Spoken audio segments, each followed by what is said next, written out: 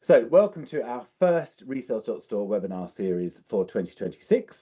This session is designed for anyone with an interest in EVs, and it's an entry-level session. It's a real 101, so hopefully it's of interest to anyone. Certainly, EVs are hot news with conflicting headlines and seemingly endless policy changes. It's hard to get a really clear picture of the EV market in the UK. So what we're going to do today is go through the current facts and figures, stats and data about the EV market, where it's heading, some of the challenges and opportunities that it presents to us right now, and we're going to get some of those insights from our panel of experts from the resell store world. So our first question is, how many EVs are there in the UK and how many are there likely to be in the future? So this is the most recent data from APC demand databases, and you can see on the left our stacks of little cars, showing in 2025 500,000 pure electric and hybrid vehicles were produced in the UK, and that's estimated to rise to 1 million per year by 2035. On the right, we can see the rise in demand for battery power, currently 5 gigawatts per hour per year, rising to 75 gigawatts per hour per year by 2035. Over to our panel straight away. First question, three-pronged question really. How accurate are these figures? How likely are they to change? And what's going to make that happen either way? It's a really good three-pronged question there, Matthew. And I think the slide there relates to UK production. And I think it's a really important thing to talk about really briefly is a lot of UK production is for export into Europe, which is where European minimum recycled content laws are really, really appropriate, Brexit notwithstanding in the UK. So it's always worth, if you think about our audience listening to, lots and lots of the vehicles that are made in the UK don't end up in the UK, they end up in Europe. So we're absolutely, the production of the UK needs to be compliant and consistent with European legislation around minimum recycled content. So that production slide, in terms of the actual stats, is about 1.8 million EVs on the road in the UK, and that's up about 400,000 from this time last year. So 1.4 add 400,000 is a reasonable amount of growth. As we all know, that's principally driven through corporate fleets, because the private market hasn't quite caught up, which I think we might talk about with the third bit of the question. What can we do more of? But what I would say is I'm absolutely convinced those numbers are accurate because they come from reputable sources, OEM, the SMMT, and they can be absolutely validated and ticked and tied back to production manifest, UK sales and export sales. So on that, in answer to that first question, I'll let other colleagues jump in. I believe that to be accurate from a production perspective, and the 1.75 million EVs on the road in the UK also accurate because there's multiple data sources and triangulation points for those numbers. I think, Matthew, I want to talk about, there was obviously government legislation that everyone's talking about those numbers, but I'm fascinated by what actual customers think about electric vehicles and the experiences that customers are actually having purchased vehicles. And then when you read anecdotal evidence and surveys that are being completed by customers who are actually driving the EVs now, not the ones 5-10 years ago, they really like the product and they would repurchase an EV again. So I think from an emotional standpoint, from a product perspective, the figures absolutely do stack up. And when I talk to customers, when I talk to friends, family who are actually driving EVs, they love the product. And I think that's really important not to lose sight of that when we talk about projections and forecasts. The interesting point about hybrid, consumers moving to hybrid because they've had a poor experience with charging infrastructure or range anxiety, by the EV then move back to a hybrid for the practicality. I think that's a really short personal view. I think it's a really short-term phenomenon because of the pace of development and the cost of development of batteries is getting ever more range, ever more energy density for ever lower dollars per kilowatt hour. If you get EV batteries with 400 miles plus of range at a reasonable cost, which you now can, and that's not a rarity, that's common, that takes away some of that sentiment. And do you not think as well, Tom, that as more people drive electric vehicles, the truth becomes more relevant rather than people's opinions of press, media, and other outlets, because you'll know people that are driving a vehicle in your street, your neighbour, your friend, and they will tell you about the range. They will tell you about their experiences of uh, pulling into garages and filling up, etc. So I think that becomes more relevant the more people you know with EVs. Yeah, absolutely. And I suppose let's not forget there's a range of new entrants that are brands that no one's ever heard of prior to this point, who are now selling in the 1,000, 2,000, 3,000 vehicles a year. That alone, if that is a good product, which we are led to believe it is, so the JQ, the BYD, the Geelys, the product itself will gain the traction, not just the fact that it's an EV. Rod, do you think we're on track to become an EV nation? Going back on Tom's point about hybrids, I think it's interesting to note that if you like, the Gen Z generation of folk who are going to be the new drivers on the road, they will most of that generation will be looking at EVs more so than hybrids.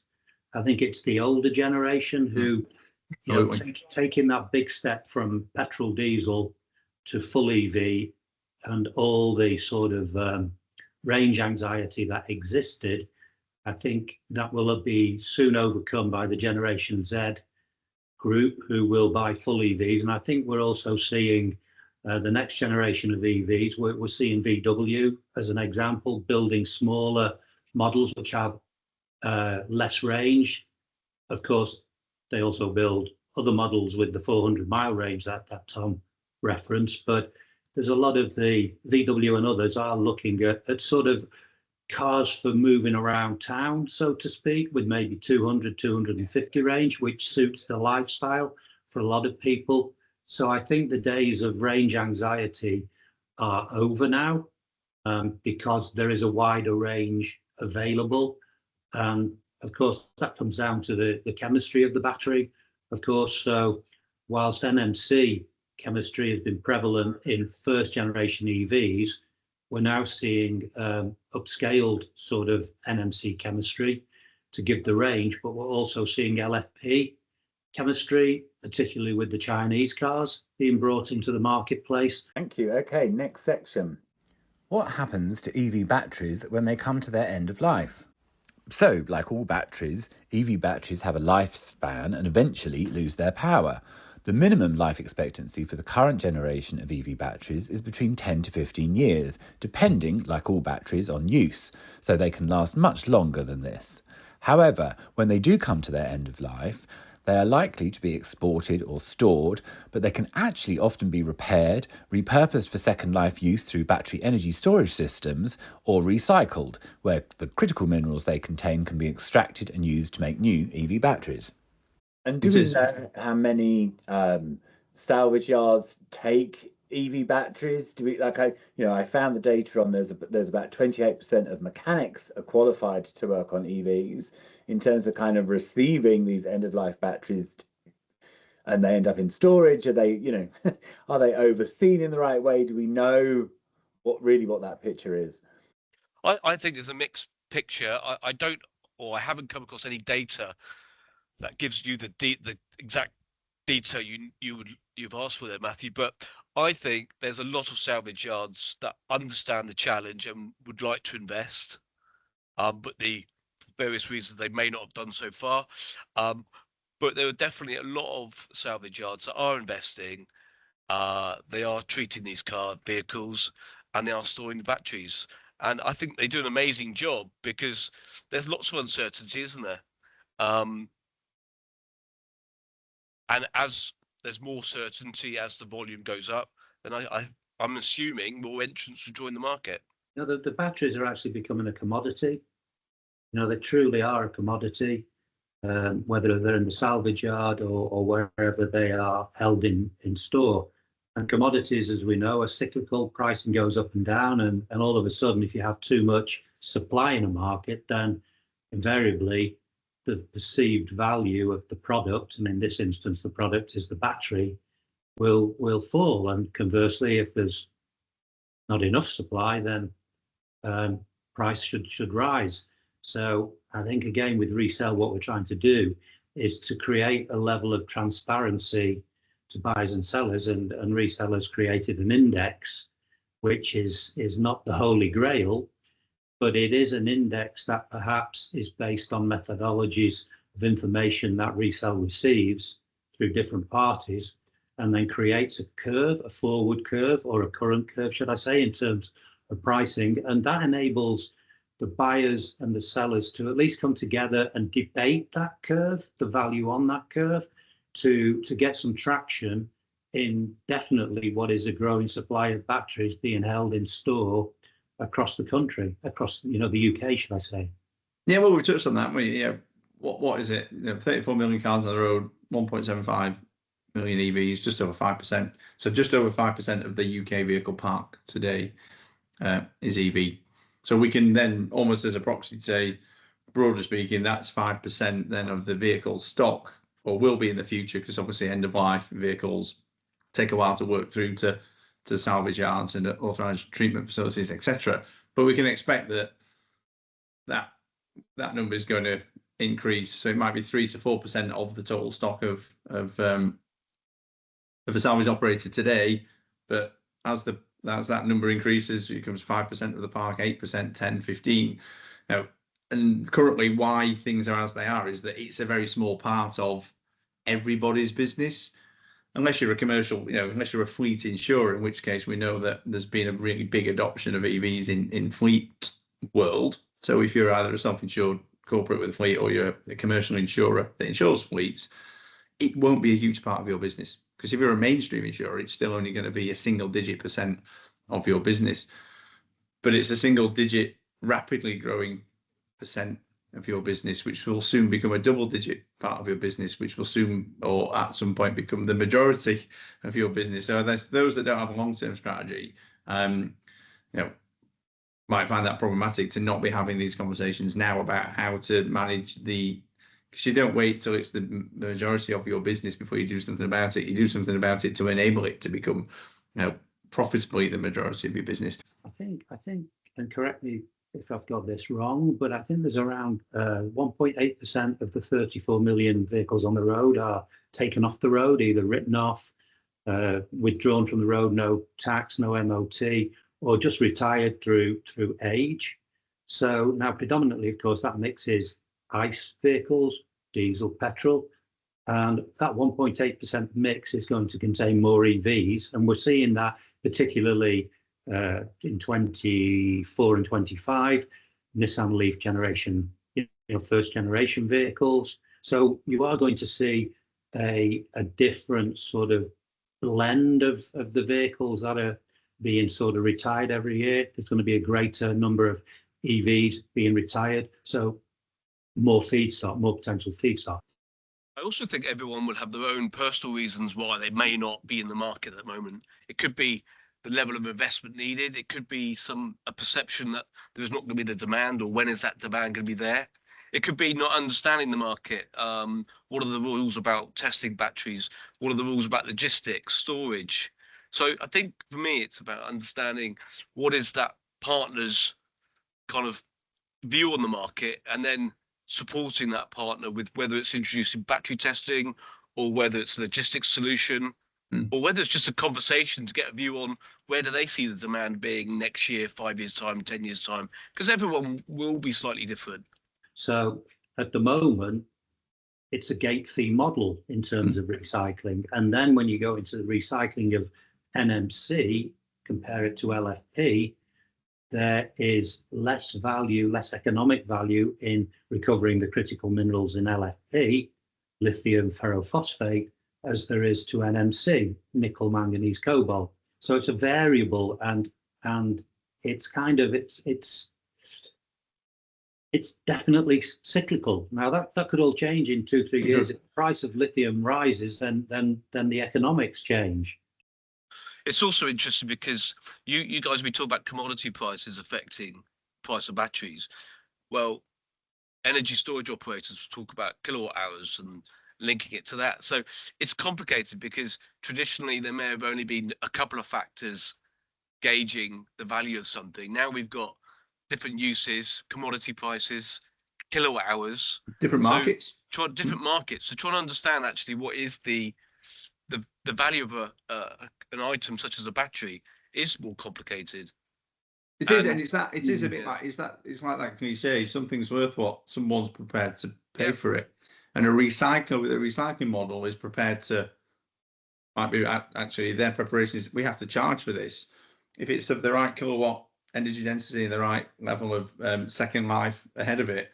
The reuse operator is prepared to pay a completely different price for it, you know, and so on. And a repairer who thinks I've tested this and I can fix 50 batteries with this one battery will pay another price. So that's quite unique actually, or it feels quite unique in the sense that it really does depend on obviously the inherent quality of the battery itself and its cells and damage and life, but it will really depend on its use and what it's going to be used for will drive how much it's worth to somebody.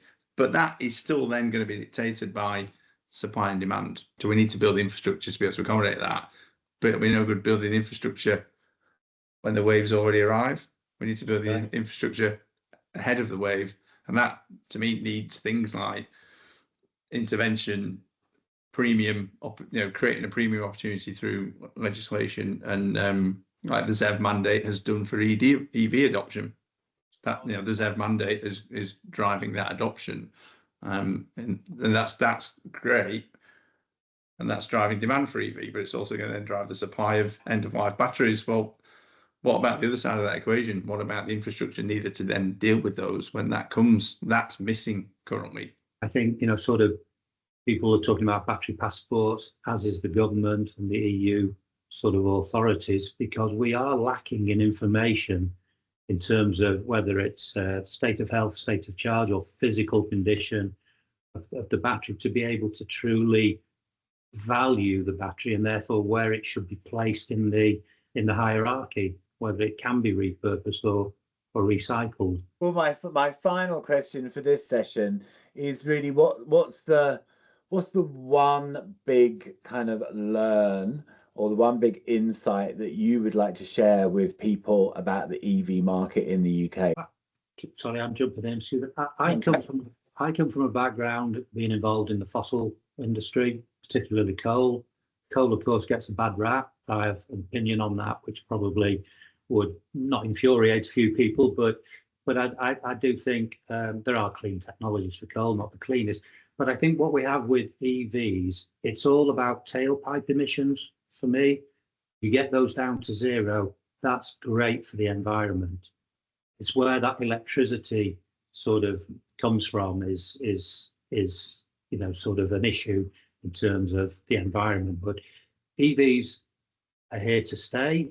I think with scaling up, hopefully the European and UK OEMs will be as competitive with Chinese manufacturers, because we are seeing a lot of Chinese entrants. Tom's named one or two of them that I've forgotten how to pronounce, but we'll leave that for another day. But EVs are definitely here to stay. And for those who are particularly interested in the environment, then EV batteries really do kind of fit into that waste hierarchy. And ultimately, when they go to the what, if you like, is the sink in the chain, which is recycling, it's comforting for a lot of people to know that the critical battery minerals can be recycled and are as good again to use in a new battery. So it truly is a full circularity loop that the EV battery exists in, so to speak. So that would be my overriding comment from today. Well, thanks, Sean. I'll leave the last word to Simon. So I'll just say briefly, Matthew, mine would be a consumer perspective rather than sharing any further industry type insight, which is if you look at the pace of development around EV and EV vehicles and technology, and the level of competition and new entrants and entrenched players that have got massive capital expenditure and research and development and innovation alongside new entrants, you know, the product as a consumer you know, was it as a vehicle is as good as it ever has been today, but the pace of that progression and the pace of improvement is faster than it's ever been before. So if you were to look back and think about, you know, internal combustion engines and where cars have got to in the last 10 years, where they were and where they are, and then look at the last